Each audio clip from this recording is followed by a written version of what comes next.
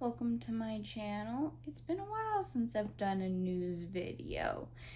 As we approach rookie tournaments for all the teams and training camp, we have had a few more newsworthy things to come out. And so today I'm going to be talking about some signings, a trade that I have a few opinions about, and also some unfortunate news that broke last night. And so without further ado, let's get into the signings. A theme with the signings is that they are all young guys, and so that is good for them. Let's get into the first signing.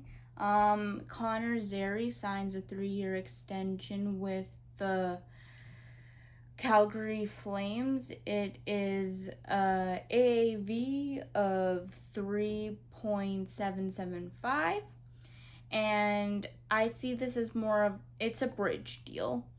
If we're gonna put it how it is, it's a bridge deal of, let's see what you have. If this past season, he had a good season this past season, if that was a flash in the pan or if that's actually how good you can be. And so good for Calgary to see if they have a good young player on their hands. My next signing is Dennis Hildeby, who is a goalie for the Toronto Maple Leafs. He is their third stringer currently, right behind Anthony Stolarz and Joseph Woll. He was up and down. If he was up with the club, he was either on the bench for when Anthony Stolarz was injured and Joseph Woll was playing a lot of games. He was on the bench, and he was also in a few games where he played like 2 good games, and then the other ones it was like eek. And so I believe that this is just for Toronto to make sure that they can have a goalie in case one of their 2 goalies gets injured, which both of them have kind of had a track record with. And so he may be called upon next season, or he will just be in the AHL collecting valuable minutes and developing valuable skills. And so good for Toronto for locking up their third stringer. That one is for 3 years at almost league min, so it's not a big risk at all. The last signing I'm going to be talking about is Frank Nazar of the Chicago Blackhawks. He was up and down with the Chicago Blackhawks last year. Chicago was a never-ending carousel of new faces, and Bedard was playing with new line mates every single game. And if you paid attention last season, they didn't do so great. They once again were a top 5 picking team. And so with them securing young talent, that is a good thing for their future. And they have secured Frank Nazar for 7 years at 6.559 or 6.599. And so he will probably be playing full-time in the NHL next year. However, if last year was any indication, Chicago is still going to be like messing around with things, and so we will have to see, but good for them for locking up a good young promising player for 7 years. So good job, Chicago. Now for the trade that I had mentioned in the intro. The San Jose Sharks trade Gannon Larocque to the Montreal Canadiens in exchange for a 26 5th-round pick and Carey Price. Carey Price's contract, that is. Not Carey Price has been retired for, or unofficially retired for a few years. He hasn't played a game since 2021, and he's just been on the Montreal Canadiens LTIR list for the past few seasons. However, with some amendments going into the salary cap, and LTIR stuff, the Habs have traded Carey Price's contract, so the San Jose Sharks can get to the cap floor, while also the Montreal Canadiens being able to move off that contract so they don't need to deal with it anymore. Yes, he will never play a game for the San Jose Sharks. Yes, he will likely never interact with their fan base in like being welcomed or anything like that.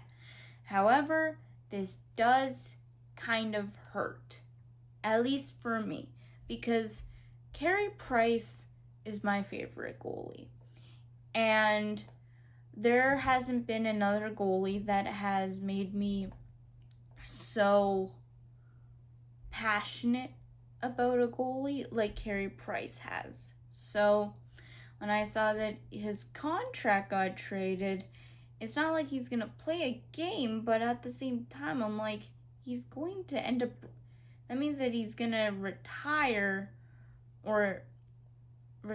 being a San Jose Shark, but he'll just probably sign the one-day contract to retire as a Montreal Canadian like right after.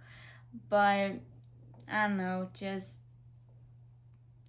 it signals an end of an era for the Montreal Canadiens and that 2010s team.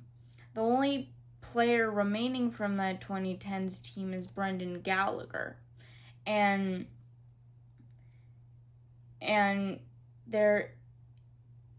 that era was frustrating because they had the goalie, they had the defenseman in PK Subban. They were carried by their goaltending in Carey Price. And so I see a lot of things like, oh, Carey Price deserved the team that we're building right now. And yeah, he did.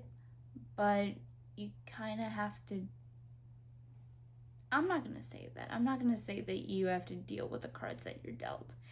Yes, he was a good goalie, and he deserved better for what he got. And, I mean, my brain has always been a component. You just have to deal with what you get. And so, yes, it's heartbreaking. I watched the tribute video last night, and I got chills. I also felt like crying. And so, for the Montreal Canadiens' trouble, they get a guy who's probably going to just be in the AHL. I'm pretty sure he's a defenseman. He's like, this team already has too many defensemen, and if you are a defenseman, you are vying for 7 spots, and the Montreal Canadiens have 11 defensemen who could be in the NHL, and so we will have to see what that guy does. I'm anticipating a full year in the AHL, and so sorry for a little bit of the sadness, but just an end of an era for the Montreal Canadiens. Now, not to end on a sad note, but we did get the news last night that Kent Dryden had unfortunately passed away. I've been seeing the reaction online, and everyone is shocked and saddened by the news. He was probably the first goalie that people thought, oh, that guy is the GOAT of goaltending. And he did pretty good in the 8 years that he was in the NHL. That sounds like a short lifespan, but he was too good for hockey. He got bored after 8 years. In those 8 years he'd won 6 Stanley Cups. And he was like, I'm going to go off and be a politician. I'm going to go be a lawyer. And so he was really a jack of all trades. He knew how to play goalie. He knew how to handle himself in the courtroom. And he was only 78, and he, unfortunately, it was cancer that ended up taking him.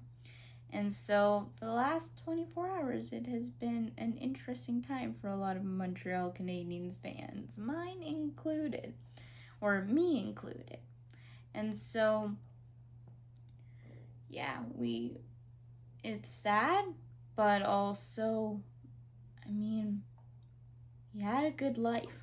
And so I think that that's how I'm going to end the video.